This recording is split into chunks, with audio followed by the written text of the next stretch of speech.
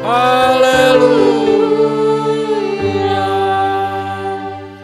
Bapak Ibu, saudara-saudara yang saya kasih dalam Tuhan Yesus Kristus, tema Bulan Budaya bahasa minggu ini adalah gereja dan budaya pop atau populer, disertai dengan pertanyaan sejalan atau bertentangan. Ini jawabannya gampang-gampang sulit. Tapi jawabannya yang pasti bergantung pada setiap orang di dalam menyikapi dan menanggapinya. Entah dari konteks jemaat masyarakat pedesaan maupun di jemaat perkotaan. Nah, orang-orang percaya yang hadir di dalam dunia ini tentu tidak akan pernah mampu menghindari diri dari yang namanya budaya dan struktur sosial yang ada di masyarakat. Sebab orang-orang Kristen berada dan diutus ke dalam dunia dan ada di dalam dunia untuk bertahan dengan jati dirinya yang berpusat pada Kristus Yesus. Artinya kehidupan yang kita jalani merupakan gerak langkah bagi pernyataan iman kita kepada Yesus Kristus. Tapi menjadi pertanyaan lanjutan adalah bagaimana kita seharusnya bersikap di dalam mengantisipasi perkembangan zaman yang demikian deras? Apakah yang bisa kita andalkan di dalam menanggulangi atau mencegah nilai-nilai yang ditawarkan oleh budaya? Dalam hal ini budaya populer atau pop yang terus-menerus berubah, berganti sesuai tuntutan pasar dan arus zaman, bahkan lebih disukai oleh orang-orang dan menyenangkan orang dibandingkan dengan budaya lokal yang ada. Apa upaya kita untuk menolong para korban budaya sekuler dewasa ini? Bapak Ibu kekasih Tuhan, kita sama tahu gereja telah memasuki era baru yang sangat kritis, ditandai dengan perubahan-perubahan yang serba cepat, dengan tawaran-tawaran yang menggiurkan. Adanya pengaruh kemajuan ilmu pengetahuan dan teknologi yang lewat multimedia berkembang dengan pesat, seakan tidak terbendung lagi. Nah, gejolak perubahan yang tidak atau kurang diantisipasi sebelumnya pasti harus dibayar mahal oleh setiap orang, tak terkecuali Bapak Ibu Saudara-saudara orang-orang Kristen gereja Tuhan juga. Nah, hal serupa Bapak Ibu Saudara-saudara kalau kita telusuri dialami juga oleh jemaat Tuhan di Filipi. Jemaat yang majemuk dari segi budaya dan agama. Karena ada campur aduk antara agama dan budaya, lalu ada pengaruh penyembahan dan upacara penghormatan kepada dewa-dewi yang mendatangkan kesuburan pertanian, dewa-dewi Romawi seperti Mars, Jupiter, Merkurius, dan lain-lain.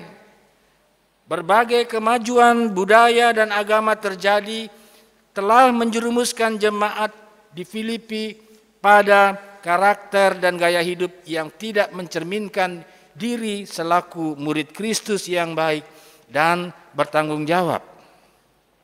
Ada angkatan atau generasi yang hidup sesat karena jalani hidup dengan tidak berpegang teguh pada nilai-nilai Injil Kristus yang diajarkan dalam hal ini oleh Rasul Paulus. Rasul Paulus di dalam suratnya ia tulis saat ia di penjara. Di dalam penjara mestinya orang tertekan, tertindas dan sedih.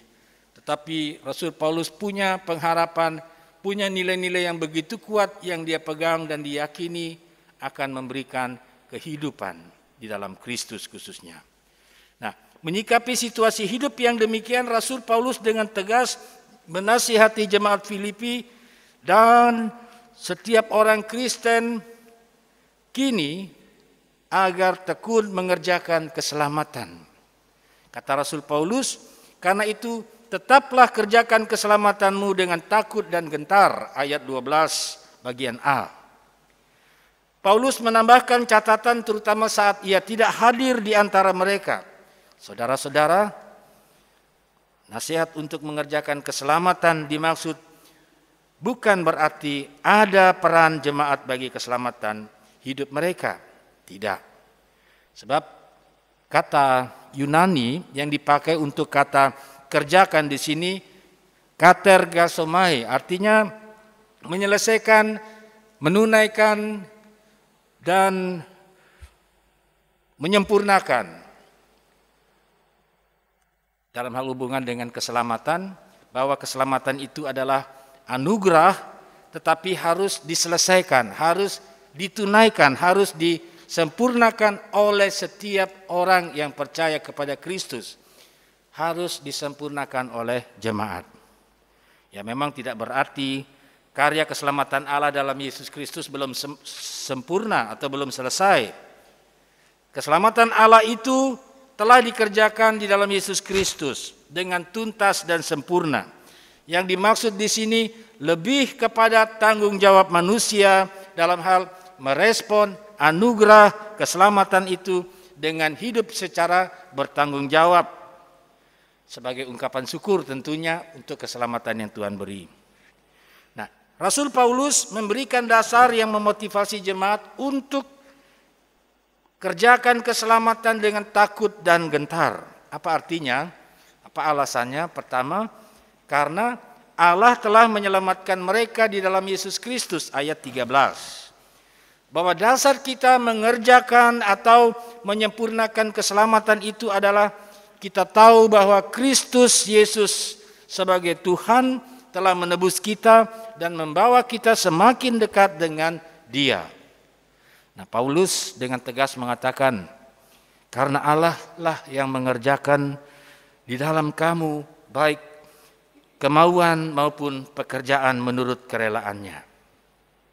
Nah, jika pada ayat 12 kata Yunani kerjakan adalah katergasomai yang berarti menyelesaikan, menunaikan, menyempurnakan keselamatan, pada ayat 13 ini dia pakai kata energen yang menunjuk pada inisiatif, pada tindakan Allah yang berhasil dan sempurna di dalam diri setiap orang percaya.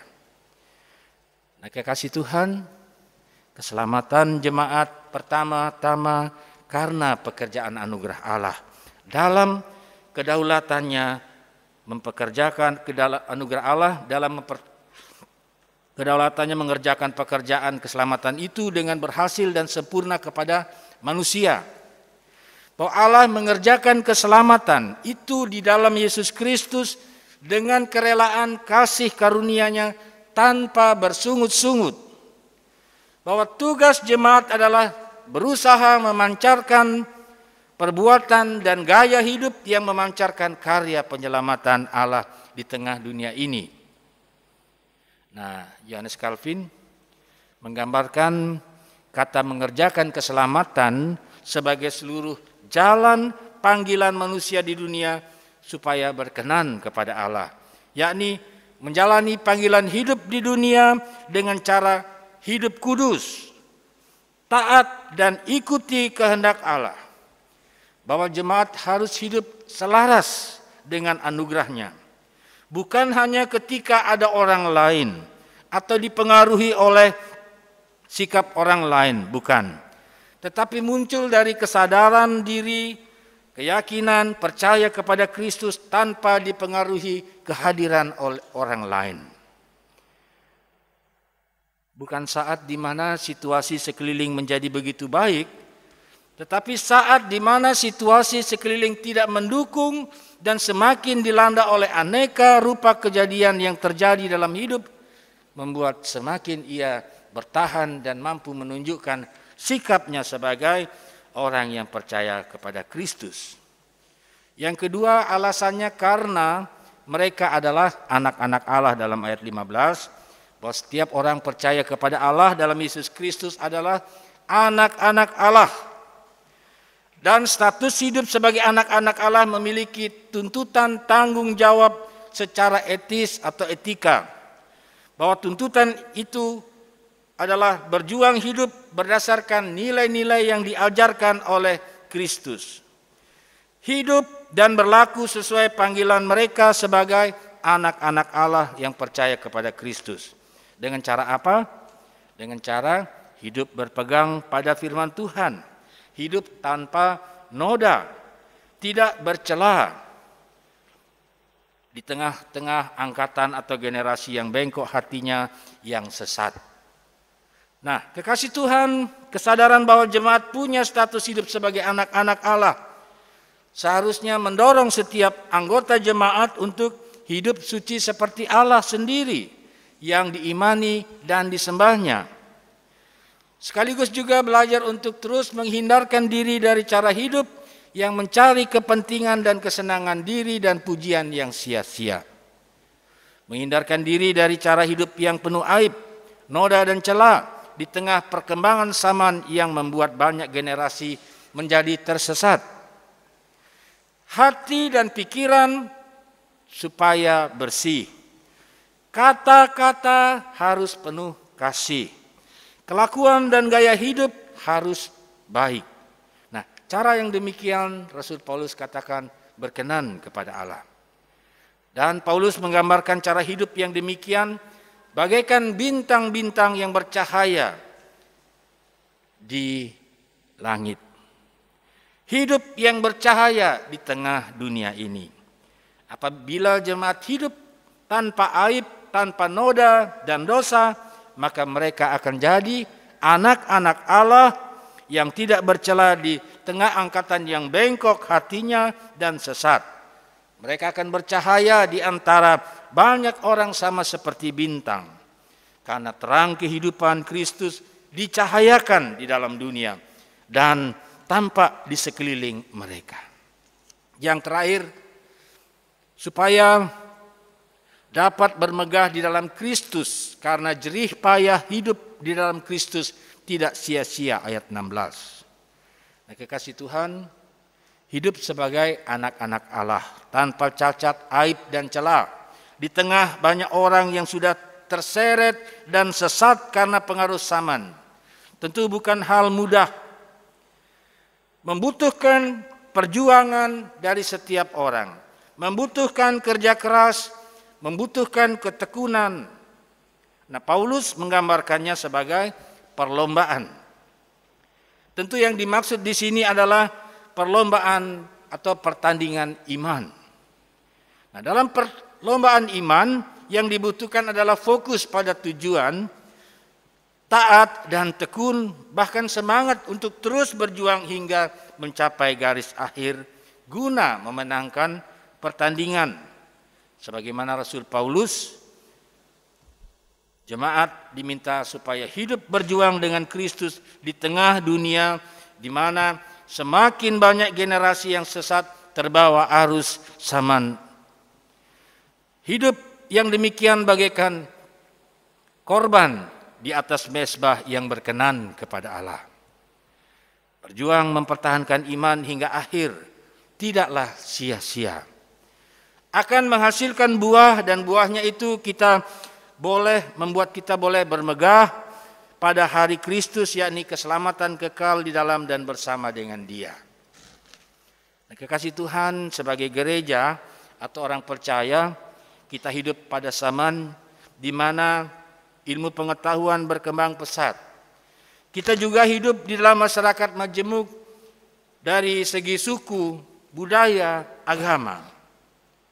Nah, dalam keberagaman budaya dan masuknya budaya-budaya modern yang disebut juga budaya populer yang disebarluaskan melalui jaringan media yang menyebabkan lahirnya cara pandang, perilaku, gaya hidup yang menekankan kebendaan, materialisme, kenikmatan yang bisa menyenangkan orang, yang terus berkembang dan disukai oleh orang sampai kepada pelosok pedesaan. Jangan kira warga masyarakat di pedesaan tidak bisa ikut perkembangan model pakaian ala Korea karena mereka punya kesempatan untuk melihat foto-foto model pakaian laki-laki atau perempuan, juga aksesori, gaya rambut, tas, sepatu. Bapak Ibu saudara-saudara, setiap orang Kristen, saudara-saudara saya, dituntut untuk menentukan pilihan jalan hidup dengan berpegang pada nilai-nilai Injil Kristus di tengah derasnya arus zaman dan nilai-nilai yang ditawarkan kepada kita, supaya kita tidak mudah disesatkan oleh nilai zaman dan menyimpang dari kebenaran Kristus. Sebagai umat yang percaya kepada Kristus, kita diminta untuk tetap berpegang teguh pada nilai Kristiani.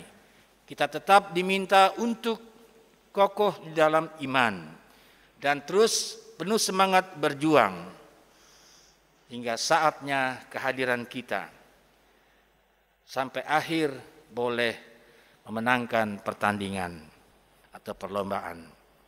Kita bersama dengan Kristus. Tuhan memberkati dan menolong kita di dalam perjuangan iman. Amin.